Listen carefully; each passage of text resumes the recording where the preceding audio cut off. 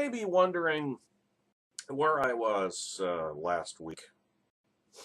Now, of course, I was on Starboard Radio, which has returned as a weekly podcast on Sunday, 6 p.m. Eastern, 3 p.m. Pacific. I was there, but as far as channel here, youtube.com/hardstarboardradio, where was I during the Democrat convention last week? Well, I thought about it and I thought about it. And what I concluded was that there's nothing that I could have said last week about the Democrat convention that I hadn't been saying for the past quarter century about Hillary Rodham Clinton. And if, in a time when Barack Obama was not only elected but re-elected, obviously there is a stubborn and intractable receptivity to left-wing nut-ism that is just impervious to conservative arguments. That doesn't mean they shouldn't still be made, and I've made them. Heck, I've criticized Hillary Clinton on this channel. It's redundant by this time, but too few Americans are receptive to it. And besides, criticize Hillary, well, it helps Trump. Well, I don't really care, one way or the other. I criticize both of them. That's what Trumplicans just refuse to understand. It is possible to oppose both of them. Oh, well, that's only going to help Hillary. Oh, that relates to the question of how is it that on the one hand, never Trump, none of the above is so small and tiny and insignificant, but on the other hand, when Hillary wins, it's somehow going to be all our fault. I mean, what is that? What would you call that? Misery demands company? Captive company? I don't know. But that's where I was. That, and I was helping my daughter prepare for her big move, which took place this past weekend. So now she is out on her own, out of the nest, and we gained a guest room and managed to, or at least I managed to clear away some of the clutter that was getting in the way in the rest of the house. And so, which of course Mrs. Hardstarboard didn't appreciate at all, as she is her wont. That was the other explanation. So now we're into the general campaign. The conventions are done.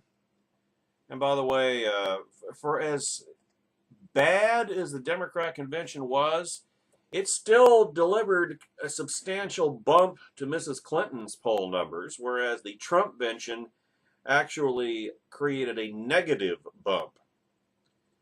So, it's, again, it's not anything that we in Never Trump and none of the above didn't predict. It's another see I told you so. Here's another one, in case you're interested. And I know you are, or you wouldn't be watching. Now, put aside polls for a minute. Oh, polls are all skewed, blah, blah, blah, blah. Well, whatever.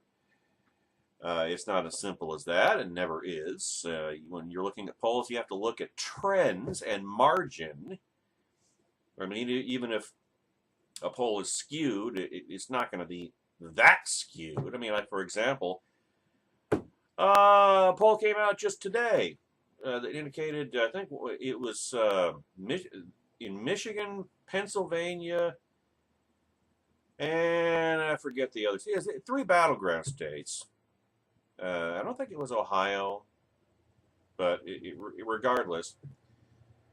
Like Pennsylvania, for example, Donald Trump is 11 points behind in Pennsylvania. Now, behind Hillary Clinton. Now, you may say, well, that's a skewed poll. Well, maybe it is, but not 11 points skewed. And you got to look at the direction, the trends of polling as well. And the direction is toward Hillary Clinton and way drastically away from Donald Trump. Those are just the numbers. Now, but put that aside for a minute. Look in terms of the Electoral College. Well, electionprojection.com currently is projecting that Hillary Clinton will win 341 electoral votes to Trump's 197. In other words, he will do worse than Mitt Romney. Worse than Mitt Romney, ladies and gentlemen. Now, yeah, I suppose you could say, oh, well, he did better than John McCain. Okay, well, doesn't matter. He's still getting his ass kicked. It's the same old red-blue map as Jim Garrity discussed the other day at nationalreview.com. I mean, the Trump campaign clings to the dream of flipping, the delusion of flipping heavily Democrat states. This is one of the things I never understood how.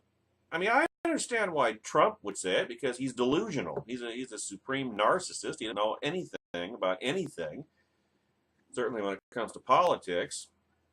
But how so many Trumplicans can buy this notion that Trump is going to flip New York?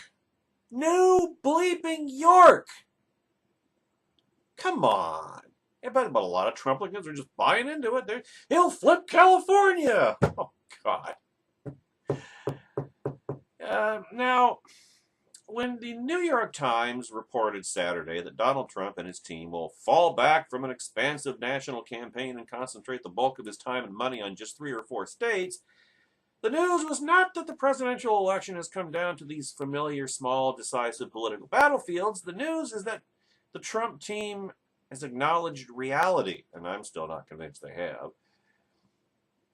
For much of the past year and until recently, the Trump campaign and its surrogates argued that the celebrity mogul would blow up the traditional map of red and blue states.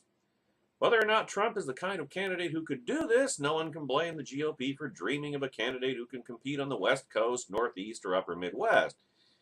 Since 1992, 18 states and the District of Columbia have voted Democrat in every presidential election, adding up to 242 electoral votes. That's the floor for the Democrats, meaning that even the worst Democrat nominee needs just 28 more electoral votes to win.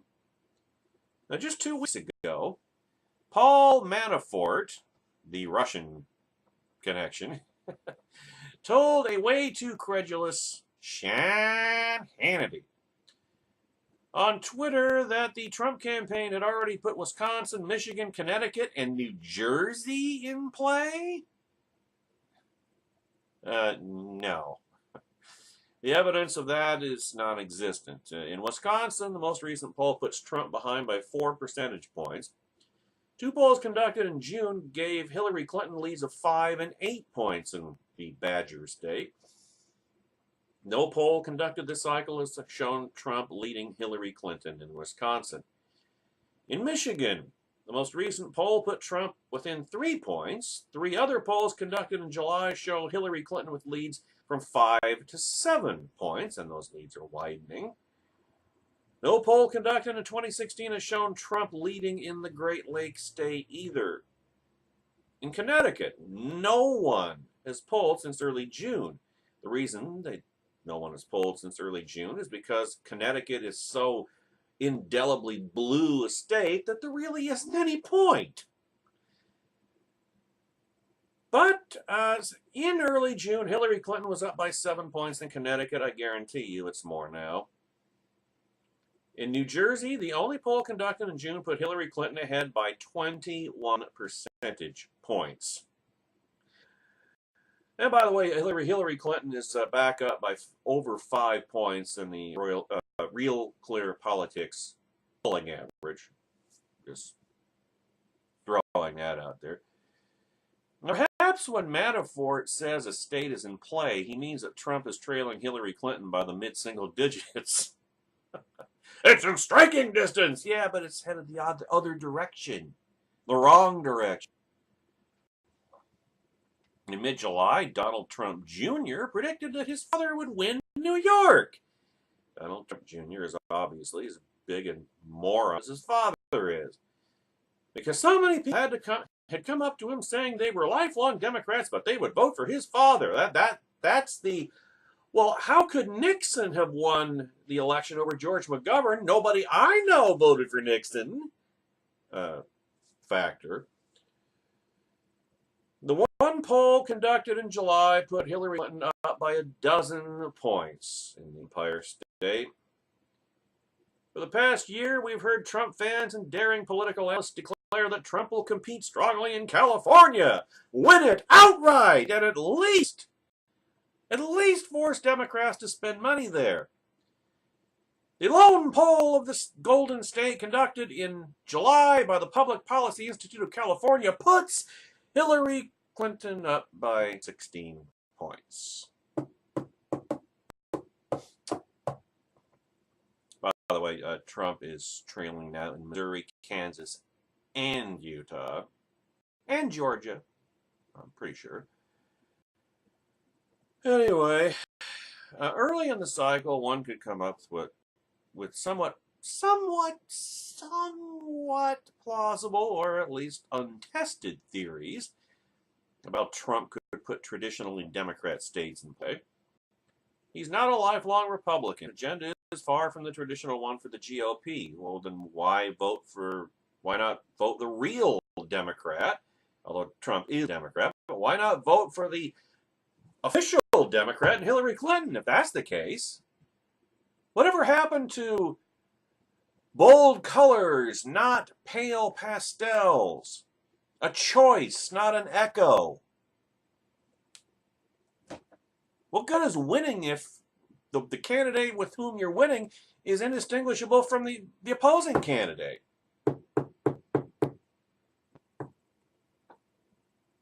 Trumplicans can't answer that question. Lord knows I've tried to get them to enough times. Oh, what's the other? Oh, he's more of a pop culture celebrity than a political figure. Why? Which is another stick in my craw, because government, public service is supposed to be a serious endeavor. It's not American Idol. It's supposed to be a serious endeavor. Whatever happened to statesmanship? Nobody seems to give a crap about it anymore. Politics is supposed to be serious business, but we're no longer a serious country. Neither party is serious anymore. That's the other thing. Oh, and Trump has been a New York icon for decades. Why does that make him worth voting for? Trump romped in most of the Rockefeller Republican primaries. I can remember all the way back when to be a Rockefeller Republican, that was an epithet. Rockefeller Republican, liberal Republican. Look how many ex-Tea Partiers have endorsed, have embraced passionately and cultishly a Rockefeller Republican. That's the only kind of Republican. If you want to say, well, Donald Trump is a Republican, yeah, a Rockefeller Republican. How is that a good thing? But as the political season has progressed, it's become increasingly clear that these possibilities are not going to pan out. Trump's lack of ties to the traditional GOP and his celebrity status count for a lot less than his fans hoped. In fact, they are two of the biggest strikes against him. One story came out this week saying that, you know why Trump is behind? Because he's alienated so many conservatives. Hello? We're not the only ones that he's alienated, but you get the idea. So much for the GOP brand. You thought the GOP brand was tarnished before Trump? We wish, or rather, you wish, Republicans wish they had the brand they had pre-Trump. And if they don't yet, they're gonna. Mark my words on this, folks. At this point, the Trump campaign is still campaigning in some deep blue states, for whatever reason. Today, Trump will campaign in Portland, Maine.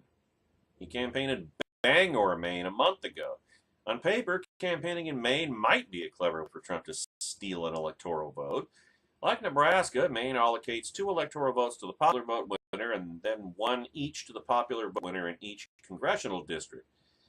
From 2020 2012, in Maine's 2nd Congressional District, Romney won 44% and Obama won 53%, but Romney lost the state overall by 15 percentage points. Less easy to defend or understand is Trump's decision to campaign today in Plattsburgh, New York. A source told the New York Daily News that competing in New York State is a matter of personal pride to Trump. Well, that's one commodity of which he'll never have a shortage. Hubris, I think, is the correct term. Pride that is unjustified, roaringly so, laughably so. If this is indeed the case, the Trump campaign's mythology has changed from self-serving to self-destructive. None of the consensus 4 key swing states, Ohio, Pennsylvania, Florida, or North Carolina, look anywhere near safe for Trump right now. They're anywhere even within striking distance. Every minute and dollar spent in long shot deep blue states such as New York is one that isn't spent on those make or break contests. I mean, remember in the 2000 election when George W. Bush campaigned in California because he thought that he had Pennsylvania and Ohio locked up, or Pennsylvania, Ohio, Florida. He thought he had the swing states locked up. So he was campaigning in California. And look where that got him. And Bush 43 was doing way better than Trump is. I mean, I tell you what, candidates tell a lot of damaging lies during a presidential campaign, but perhaps the most consequential ones are the ones they teach themselves.